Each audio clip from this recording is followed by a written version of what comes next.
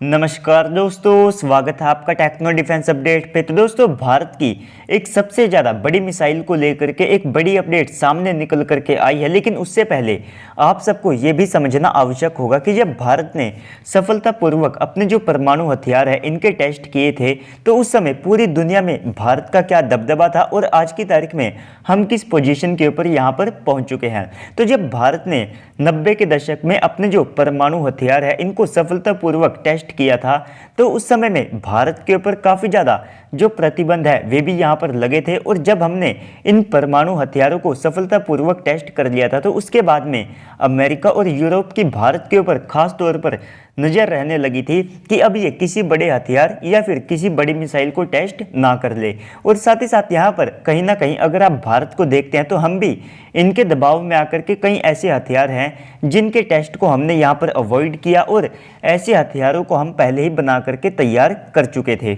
और अगर मैं आप सबको एग्जाम्पल के लिए बताऊं तो भारत पहले से ही लगभग 2012 के आसपास अपनी जो एसैट मिसाइल है, यानी कि जिस मिसाइल से हम सैटेलाइट्स को डिस्ट्रॉय कर सकते हैं, तो उस मिसाइल को हमने 2012 के आसपास यहाँ पर बना करके तैयार कर लिया था। और हमारे वैज्ञानिकों के पास ऐसी कैपेबिलिटीज़ उस समय मौजूद हो चुकी थी कि हम जो दुश्मन की जो सैटेलाइट होते हैं उनको स्पेस में ही डिस्ट्रॉय कर सकते थे। लेकिन दोस्तों, उस समय भारत के ऊपर इन देशों का प्रेशर इतना ज़्यादा रहता था कि भारत ने उस टेस्ट को यहाँ पर अवॉइड किया और उस टेस्ट को यहाँ पर हमने काफ़ी ज़्यादा लंबे समय तक यहाँ पर टाल दिया। लेकिन उसके बाद भारत का समय बदला, हमने अपनी जो एंटी सैटेलाइट मिसाइल है उसको भी टेस्ट किया, जिसके बाद में हम दुनिया के चौथे ऐसे देश बन चुके हैं जिसके पास सैटेलाइट को मार गिराने की क्षमता है। हमने K4 जैसी जो SLBM मिसाइल है उसको भी टेस्ट किया। अग्नि 5 में जो MIRV टेक्नोलॉजी है उसको भी हम यहाँ पर टेस्ट कर चुके हैं। तो अब बड़ी खबर कुछ ऐसी है कि भारत K5 और साथ में जो अग्नि 6 मिसाइल है,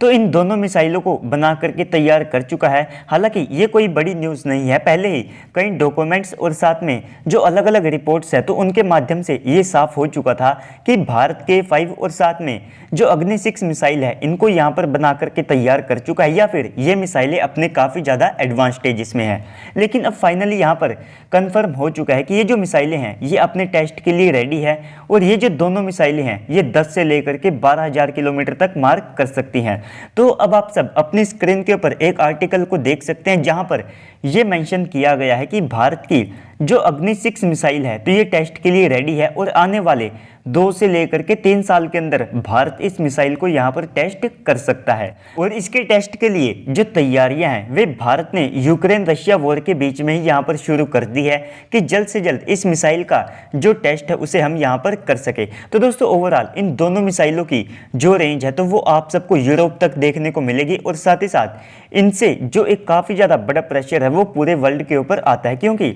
ये जो यूरोपियन कंट्रीज़ है तो पहले इनका ये बड़ा सवाल रहता था कि जब भारत का मेन दुश्मन यहाँ पर चाइना है और इसके लिए हमारे पास पहले से ही 5,000 किलोमीटर तक मार करने वाली अग्नि 5 मिसाइल मौजूद है, तो ऐसे में हम क्यों अग्नि 6 और साथ में जो K6 जैसी मिसाइलें हैं इनको यहाँ पर डेवलप कर रहे हैं। लेकिन आज की तारीख में भारत के पास इनको काउंटर करने के लिए एक अच्छा खासा तर्क मौजूद है कि सबसे पहले तो हमारे इनके साथ जो रिलेशन है वे काफ़ी ज़्यादा इंप्रूव हो चुके हैं। इनका भी जो दुश्मन है वो अब चाइना बन चुका है। और साथ ही साथ ये जो बैलिस्टिक मिसाइलें होती है तो इनकी एक ये कमी मानी जाती है, इन मिसाइलों की जो मैक्सिमम रेंज होती है तो उसके मुकाबले ओवरऑल जितनी भी मिसाइलें आप सबको पूरी दुनिया में देखने को मिलेगी तो इनकी जो इफेक्टिव रेंज होती है वो मैक्सिमम रेंज से यहाँ पर थोड़ी सी कम होती है। तो इस हिसाब से भारत ने यहाँ पर इतने हजारों किलोमीटर तक मार करने वाली जो मिसाइलें हैं उनको भी तैयार कर रहा है, जिससे कि हमको चीन के खिलाफ एक जो इफेक्टिव रेंज है वो यहाँ पर काफ़ी ज़्यादा मिले। इसके बाद में हर सेक्टर में वेस्टर्न वर्ल्ड के लिए भारत की इंपॉर्टेंस को देखते हैं तो आप सबको देखने को मिलेगा कि चाहे जियोपॉलिटिक्स हो, इकोनॉमी हो, हर हिसाब से भारत की जो इंपॉर्टेंस है वो पूरे वेस्टर्न वर्ल्ड के लिए काफ़ी ज़्यादा बढ़ चुकी है। और यहाँ तक कि मैन्युफैक्चरिंग के लिए अब इनको भविष्य में चाइना से शिफ्ट करके भारत के ऊपर डिपेंड करना पड़ेगा। तो ऐसे में अब वो सिचुएशन भारत के सामने नहीं बनेगी जो परमाणु हथियारों के परीक्षण के समय में बनी थी। इसके अलावा अगर आप भारत की इन दोनों मिसाइलों की भी बात करते हैं तो सबसे पहले तो जो K5 मिसाइल है तो इसकी रेंज को लगभग 8,000 किलोमीटर के आसपास का बताया जाता है। और ये मिसाइल भी अपने टेस्ट के लिए यहाँ पर तैयार है। और भारत के जो वैज्ञानिक है तो इन्होंने सरकार से इस मिसाइल के टेस्ट के लिए जो अनुमति है उसे मांगना यहाँ पर शुरू कर दिया है और बहुत जल्द ही हो सकता है कि अग्नि 6 से पहले इस मिसाइल का जो टेस्ट है वो आप सबको होते हुए दिखाई दे। इसके बाद में मीडिया रिपोर्ट्स के अनुसार जो अग्नि 6 मिसाइल है तो इसको आने वाले 2 से लेकर के 3 साल के अंदर टेस्ट किया जा सकता है और इसके बाद इस मिसाइल की जो रेंज है तो उसे 10,000 किलोमीटर के आसपास का बताया गया है। तो बेसिकली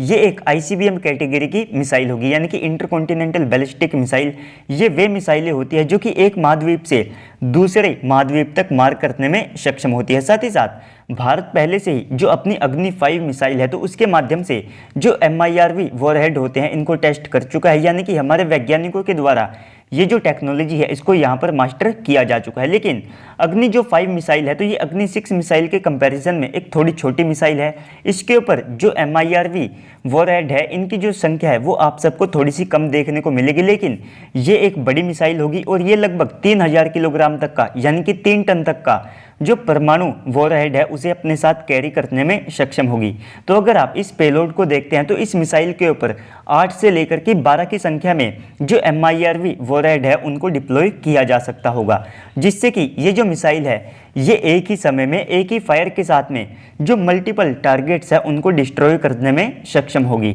और साथ ही साथ जैसा कि मैंने आप सबको वीडियो के बीच में बताया कि ये जो बैलिस्टिक मिसाइलें होती है तो इनकी मैक्सिमम रेंज के मुकाबले इनकी जो इफेक्टिव रेंज है वो थोड़ी सी कम होती है। हालांकि हर मिसाइल में ये जो रूल है ये यहाँ पर लागू होता है, लेकिन इसी के कारण से ये हमारे जो हाइपरसोनिक वेपन्स होंगे तो उनके लिए भी यहाँ पर काफ़ी ज़्यादा इंपॉर्टेंट हो जाती है। क्योंकि सबसे पहले तो आप सबको जो हाइपरसोनिक ग्लाइड व्हीकल्स देखने को मिलते हैं तो बेसिकली इनको जो बैलिस्टिक मिसाइल्स होती है उन्हीं के ऊपर डिप्लॉय किया जाता है। तो ऐसे में अगर भारत अपने हाइपरसोनिक ग्लाइड व्हीकल को अग्नि 6 जैसी मिसाइल के ऊपर डिप्लॉय करता है या फिर माउंट करता है तो इससे हमें सबसे ज़्यादा बड़ा एडवांटेज ये मिलेगा कि इससे जो इफेक्टिव रेंज है वो ओवरऑल यहाँ पर काफ़ी ज़्यादा बढ़ जाएगी। और साथ ही साथ जो हाइपरसोनिक ग्लाइड व्हीकल होते हैं तो मोमेंटम के कारण इनकी भी अपनी जो खुद की रेंज है वो काफ़ी ज़्यादा होती है, जिससे कि ओवरऑल हमें एक काफ़ी ज़्यादा इफेक्टिव रेंज के ऊपर एक स्ट्राइक कैपेबिलिटी यहाँ पर मिलने वाली है। अगर आप हाइपरसोनिक ग्लाइड व्हीकल की यहाँ पर बात करते हैं तो इनकी जो स्पीड है तो उसे लगभग 27 मैक के आसपास का बताया जाता है, लेकिन भारत जिस